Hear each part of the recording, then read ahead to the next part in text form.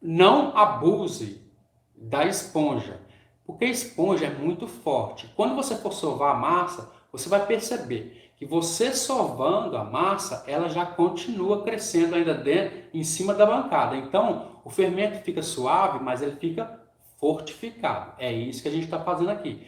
Então, a partir de hoje, para fazer pão no frio, use somente, esquece tudo que a vovó falou, de forno, de pano, de tudo, e vamos tentar fazer o método de esponja. Eu não estou querendo colocar na sua cabeça para você fazer o método de esponja. Eu estou tentando te explicar o jeito certo.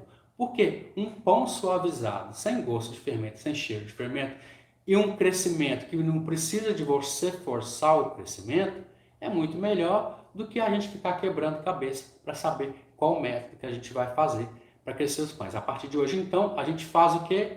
Método esponja, tá bom? Isso vai deixar e vai acabar com o problema de muita gente.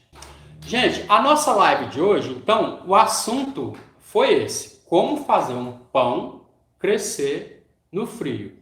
Então, se você tiver alguma outra dica ou algum outro argumento para falar como que você faz para que seus pães cresçam no inverno e num frio abaixo de 0 graus, eu vou deixar aqui, você me fala aqui que eu estou lendo aqui qualquer jeito.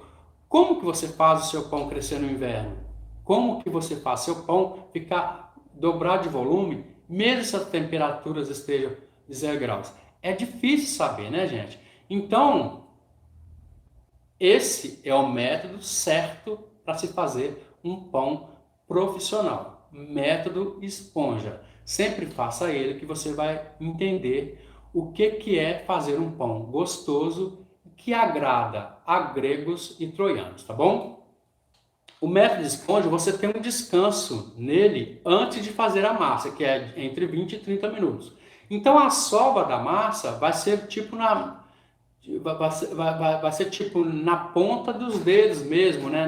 Nas mãos, aquele movimento que a gente faz. Pega a massa embaixo, joga, aperta, sem força. Então, o ponto de véu, ele vai vir naturalmente quando você faz o método de esponja, porque você sovando durante 10 ou 15 minutos, você já consegue. Geralmente, as pessoas me perguntam o que é ponto de véu.